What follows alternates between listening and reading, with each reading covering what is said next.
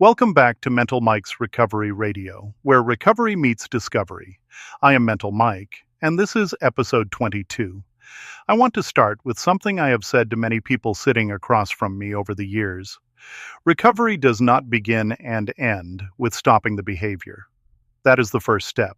But the real work, the heavy lifting, is what comes after. And that work has a name. Rebuilding. This week, the Unified Flux model takes us through what I believe is one of the most comprehensive and honest maps of healing I have found. 3 interdependent pillars that must be rebuilt together because none of them can hold if the others are shaky. The first is reconnecting with yourself. Addiction teaches the body and mind to treat your own internal signals as enemies, things to be silenced, overridden, numbed. Rebuilding means learning to listen again, to feel what is actually happening inside you without immediately reaching for something to make it stop. The second pillar is reconnecting with others. Trust that was broken brick by brick can only be rebuilt the same way, slowly, honestly, one kept promise at a time. And the third pillar is reconnecting with what the UFM calls the unified flux itself. That larger sense of belonging, of being part of something beyond your own story, found in nature, in creativity, and in the profound act of serving others. This week, we look at the tools for rebuilding all 3: mindfulness, breathwork, somatic healing, shadow integration, and the kind of service that shifts your internal story from I am a burden to I have something to offer. Because here's what I have come to know with deep conviction. Knowing this is one thing. Living it is another. Rebuilding is not a concept. It is a daily practice. And today I am honored to introduce you to Sophia. Sophia's story sits right at the heart of what Week 22 is asking you to do. Because Sophia understands what it means to stop the behavior and then look around and realize the rebuilding has barely begun. Her journey back to herself, back to the people she cares about, and back to a sense of belonging in something larger than her pain, reflects every pillar I have built into this week's work. Sophia did not just get sober. She rebuilt herself. And her story just might show you what that looks like from the inside. So settle in, bring your whole self today, and let's go deeper together. Welcome back, everyone. We often hear that recovery, well, it starts when you stop the behavior, right? But I think the real discussion we need to have today is about the heavy lifting that comes after. Right, the actual rebuilding. Exactly. That complex, often lifelong process of putting back together the connections that addiction really tears apart. The goal isn't just being sober, it's becoming whole again. It really is like a profound structural renovation, isn't it? Yeah. And the framework we're exploring, the Unified Flux model, or UFM, it makes it really clear that this kind of healing, it's not just a straight line, it's multidimensional. We basically have to rebuild across 3 essential pillars of connection, and they really depend on each other. Interdependent, okay. Yes. Reconnecting with yourself, reconnecting with others, and reconnecting with what the model calls the unified flux, sort of the bigger flow of existence. That word really stands out to me from the UFM interdependent. Mental Mike, the psychotherapist behind this model, he really stresses that you just can't sustain one pillar if the others are shaky. Like if your connection to yourself is weak, any relationship you try to build outside, well, it's going to be fragile, isn't it? That's the core vulnerability, exactly. And when you look at recovery, the starting point is often the toughest for people. It's facing yourself. Addiction, fundamentally, it teaches you to see your own feelings, your own body signals, not as helpful guides, but as enemies, things to be shut down, silenced. Okay, right. Yeah. Let's unpack this self-connection piece then, because it sounds like you have to actively unlearn a survival mechanism that's been running for maybe years. We talk about developing like curiosity about your inner world, swapping fear for just observation, but how do you actually do that? Physically, especially when, as you say, those internal pathways have been, neglected. Are we talking about actual neurological repair here? Oh, absolutely. Yeah. Think of it like this. substances, they acted like a massive override switch for potentially years. Yeah. They just cut you off from your body's genuine signals. Are you hungry? Stressed? What are you actually feeling? So those neural highways, the ones meant to give you what we call interoceptive awareness. Okay, interoceptive awareness. Yeah, fancy term, but it just means the ability to sense and make sense of what's happening inside your body. Those pathways get weak, kind of overgrown with disuse. Yeah. Recovery means intentionally, deliberately laying down new, stronger pathways, reconnecting those wires. Interoceptive awareness. Okay, so it's basically feeling your feelings and sensing your body again, which sounds simple, but obviously isn't after addiction. So how does Mental Mike suggest we start, intentionally rebuilding those pathways? What are the tools? Well, the primary tool he recommends is really accessible to almost everyone, mindfulness meditation. And this is just the intentional practice of observing what's going on inside sensations, your breath, emotional states, but crucially, without judging them. Right, not trying to fix them or push them away immediately. Exactly. It's not about emptying your mind, which is a common misconception. It's more about strengthening your ability to just sit with whatever's there, even discomfort, and simply notice. That repeated act of noticing, that's the exercise. That's what repairs that neural connection back to yourself. That makes a lot of sense. It's like reintroducing yourself to your own internal landscape, one breath, one sensation at a time. And you mentioned breath. The UFM, it puts a huge emphasis on breath work, doesn't it? Why is breath so critical in this rebuilding process? Why single it out? Well, the fascinating thing about breath and why it's so powerful is that it's unique. It acts as a bridge between your conscious mind and your unconscious processes.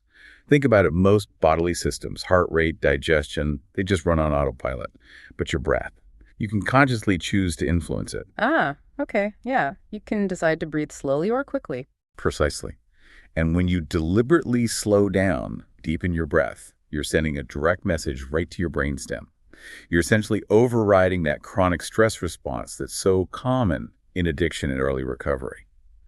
This specific action, it activates the parasympathetic nervous system that's your rest and repair system, and it sends this unmistakable signal of safety throughout your body.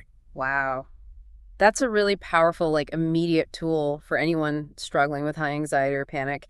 It's a physiological lever you can pull, almost bypassing the mental chaos for a moment. It is. It's a direct route. Yeah. And if we go a step further, another really crucial tool Mental Mike talks about is somatic therapy.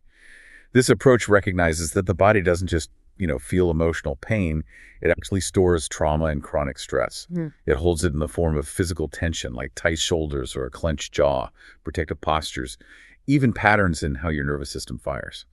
So the body itself becomes a kind of container for all that unresolved stuff. Okay. How does a somatic approach help release that stored stress then? Well, somatic work engages directly with those stored physical patterns. Through things like focused attention on body sensations, sometimes gentle movement, you learn to help your body complete the physiological stress cycles. Cycles that maybe got interrupted or overwhelmed way back when the trauma or intense stress first happened. The goal is really to reclaim your body, to shift it from feeling like a source of danger or constant discomfort, which is often how it feels when you're deep in addiction, back to being a trusted source of wisdom and safety. It's like resetting a faulty alarm system. Okay, that makes sense. Reclaiming the body as an ally. So once we start building that basic awareness, that internal connection, we inevitably bump up against the shadow. We've touched on shadow work before, but in recovery, it's not about trying to get rid of the parts of ourselves we don't like, is it? It's more constructive than that. Absolutely. Yeah. The UFM is very clear. Shadow work is about integration, not elimination. Addiction often thrives on internal conflict, right? And that conflict is often fueled by pushing down parts of yourself that you decided or were told were unacceptable.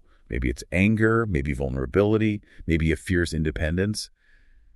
When you reject these parts, you lock up a huge amount of your life energy just fighting them internally. So integrating the shadow means what? Recognizing that those rejected parts often had a positive intention or served some kind of necessary function, even if it got distorted. Exactly that. That intense anger you suppressed. Maybe it was actually trying to protect healthy boundaries you never learned to set effectively. That deep vulnerability you hid. Perhaps it was searching for the genuine connection you desperately needed but didn't know how to ask for. By acknowledging, accepting, and ultimately integrating these suppressed aspects, you reclaim all that energy that was tied up in internal warfare. and you make it available for your recovery, for actually living. Powerful stuff. And just quickly before we move to the next pillar, we should mention journaling. It seems like such a simple tool, but it really helps externalize all that intense internal experience, doesn't it? Oh, absolutely. It provides perspective. When you translate that raw, often confusing internal swirl onto a page, you're engaging both your emotional brain and your analytical, meaning-making brain.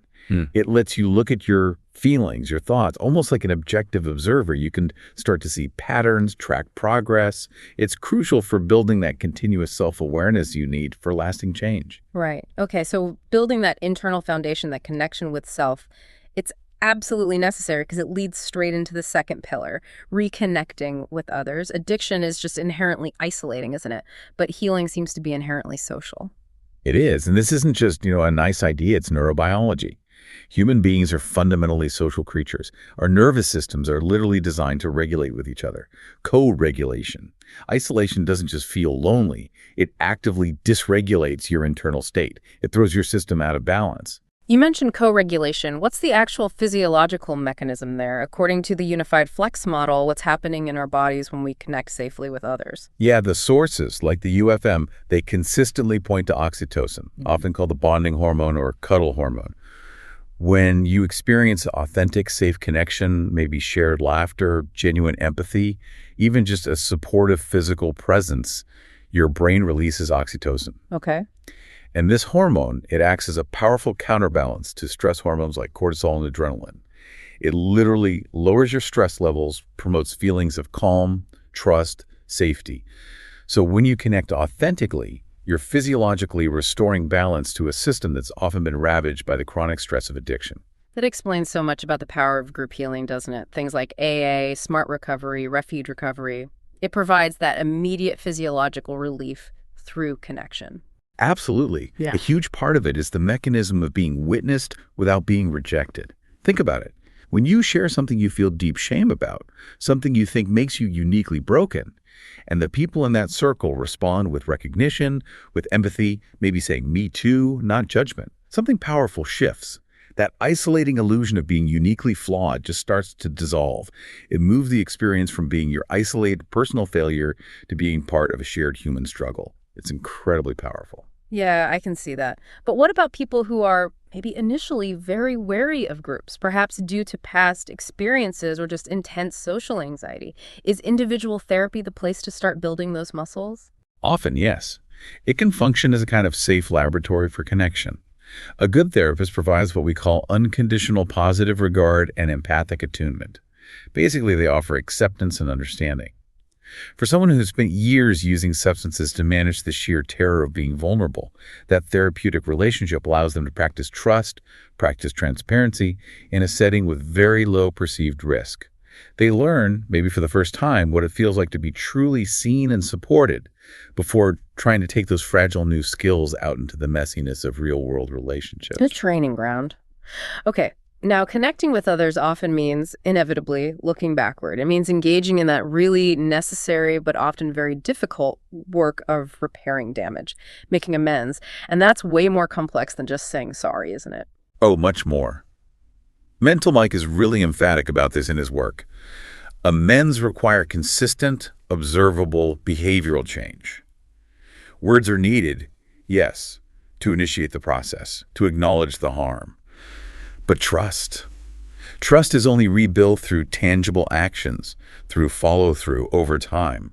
It's a slow process. It's painstaking. You're essentially demonstrating day after day, week after week, that you are becoming reliable again, that you're present, that you're accountable for your actions now. And it's hard because you have to sit with that discomfort. Right. Knowing you caused harm, maybe significant harm. And you also have to accept that you might not get immediate forgiveness, or maybe you won't get reconciliation at all. That's the really tough reality. Yeah. The focus of making amends has to stay internal in a way. You're doing it to clean up your side of the street, to live in integrity now, regardless of how the other person responds. The person in recovery has to find a way to accept that sometimes the relationship just can't be restored, or maybe it shouldn't be. And that painful acceptance, well, that's part of the healing process too. And kind of the flip side of that coin is setting boundaries.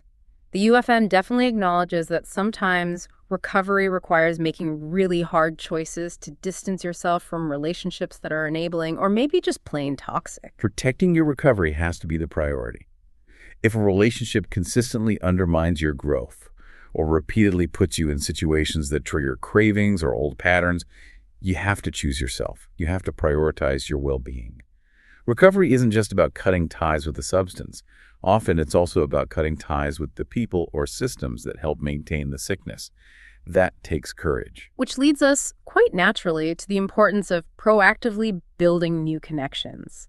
You need to find people who actually align with the new values you're working so hard to cultivate now. Exactly. You have to actively seek them out. Maybe through new hobbies, volunteering, taking classes, joining new recovery groups.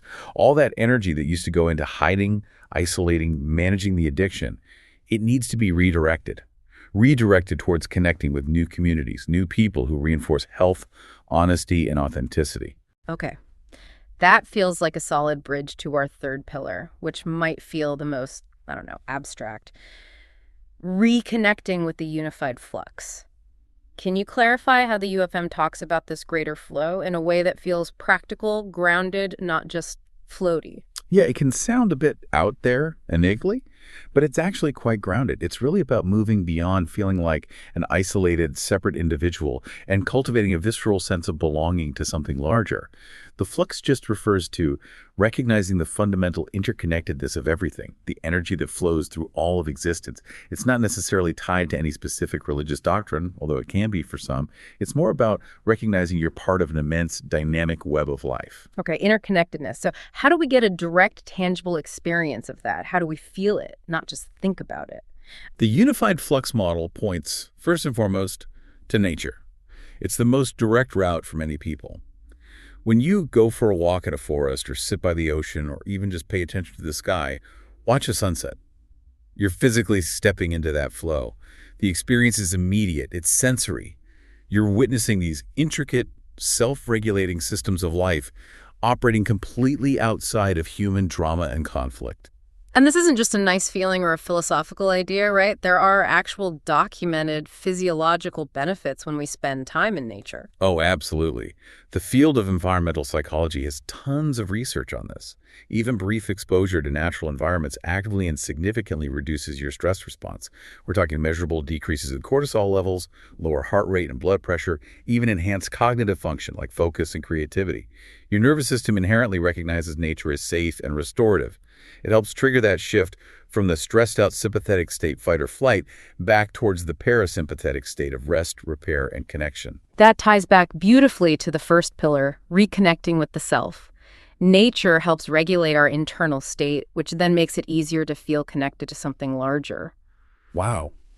I also find the idea of creative participation really interesting in this context. How does that connect us to the flux? Well, creativity, according to the UFM, reminds you that you're not just a passive consumer of the universe, you're an active participant in its unfolding. When you engage in any creative act, whether it's painting, playing music, writing, gardening, cooking, you're tapping into that fundamental creative force that permeates existence. You're bringing something new into being. It directly counters the sense of passivity and helplessness that addiction often fosters, replacing it with agency and participation. Right, you're co-creating with the flow, in a sense. Exactly. And of course, other spiritual practices can deepen this connection too. Things like contemplation, engaging in meaningful rituals, focused reflection practices that help you recognize that your individual consciousness isn't isolated, but is actually part of a much larger field or awareness. It doesn't diminish your individuality. It enriches it by giving it context and scale. Makes sense. And finally, maybe the most direct pathway to dissolving that illusion of separation that addiction reinforces so strongly, acts of service. Yes, this is fundamental. Getting outside of that relentless self-concern, right? That narrow focus on your own pain, your own needs, which is so characteristic of active addiction, and instead proving through action that your presence, your effort actually matters to someone else. Mental Mike's perspective, and the UFM supports this, is that service fundamentally proves you belong. When you help others, when you contribute to something beyond yourself, you are living the truth that your well-being is intrinsically linked to the well-being of those around you. It literally changes your internal narrative. It shifts from, I am broken, I am needy, I am a burden, to I am valuable, I have something to offer, I can make a positive impact. It's transformative.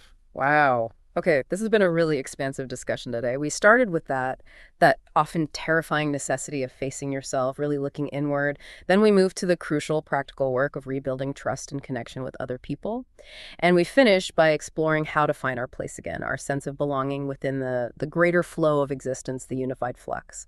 And I think the key takeaway really from the unified flux model is that knowing this stuff is one thing, but the value comes from application. Rebuilding connection isn't a concept, it's a daily practice. Reconnecting with yourself allows you to show up more authentically for others. And those healthy connections with others reinforce your sense of belonging to the greater flux.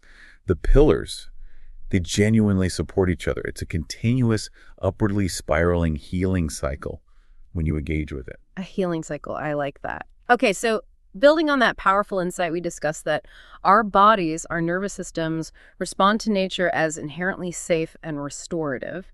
Here's a thought for you listening to maybe take away and consider. What small, really accessible daily habit of nature exposure could you implement starting right now? Maybe it's just 5 minutes actively feeling the sun or the breeze on your face. Maybe it's really looking at the details of the nearest tree or plant. What tiny step could you take today to send that immediate signal of rest, repair, and connection to your nervous system? Go practice that connection today. This podcast felt different than a lot of recovery stuff I've heard before. Most recovery conversations focus on what you need to stop doing. Stop drinking, stop isolating, stop sabotaging yourself. But this episode focused on rebuilding. That word hit me emotionally. Because after addiction tears through your life, you realize sobriety alone doesn't automatically rebuild the damage. You still have to reconnect to yourself, to people, to life. And honestly, that part scared me more than quitting alcohol did. The section about losing connection to your own body really affected me, because for years my body felt like an enemy. Anxiety, tension, panic attacks, exhaustion. Alcohol became the fastest way to stop feeling all of it. And eventually, I stopped trusting my own emotions completely. The podcast called it Losing Interoceptive Awareness. That made so much sense. I couldn't tell if I was lonely, overwhelmed, angry, or emotionally unsafe anymore. Everything just translated into one feeling. I need relief. That was terrifying to realize. The mindfulness section surprised me too. I used to think mindfulness meant sitting perfectly calm pretending life didn't hurt. But the way they described it, just observing yourself without judgment, that changed how I approached it. Now some mornings I sit quietly with coffee before work and just notice what's happening inside me. Not fixing it, not escaping it, just noticing. That sounds tiny. But for somebody who spent years running from herself emotionally, that's huge. The BreathWork part helped me more than I expected to, especially during panic. The podcast explained breathing like a direct message to the nervous system. I tried it during an anxiety spiral one night. Slow breathing, long exhales, and for the first time in years, my body calming down without alcohol. I honestly cried afterward, because I realized maybe my body wasn't broken after all. Maybe it just never learned safety. That thought changed me. The shadow integration section hit hard too, especially hearing that suppressed anger can actually contain healthy boundaries underneath it. That explains so much of my life. I was raised to keep peace at all costs, smile, stay agreeable, don't upset people. So I buried anger completely, and eventually alcohol became the only place those emotions escaped. That's why drunk me felt so different sometimes. Not because alcohol created a different personality, because it released parts of myself I kept trapped constantly. That realization hurt. But it also helped me understand myself with less shame. The relationship section probably impacted me most emotionally though, especially the part about being witnessed without rejection. Because addiction convinced me nobody could really know me and still love me. Recovery groups changed that slowly. The first time I told the truth about my drinking, and people responded with understanding instead of disgust. Something inside me softened. like my nervous system finally stopped bracing for abandonment for a few minutes. That feeling mattered. The nature section stayed with me too. I started taking walks without headphones after hearing this episode, actually paying attention to sunlight, wind, bird sounds. And it sounds ridiculous saying this out loud, but I realize how disconnected from life I'd become. Addiction narrowed my entire world down to survival and escape. Now recovery feels like slowly reconnecting to existence itself again. Not perfectly, not dramatically, just little moments of feeling present instead of numb. And honestly, those moments feel more meaningful to me now than any temporary escape ever did. If something in this conversation stood out to you, don't ignore that. That's usually where the work begins. Recovery isn't about trying harder. It's about understanding what's actually happening and learning how to respond differently over time. If you're ready to take the next step, you can find resources, guidance, and support at soulrecoveryhub.com.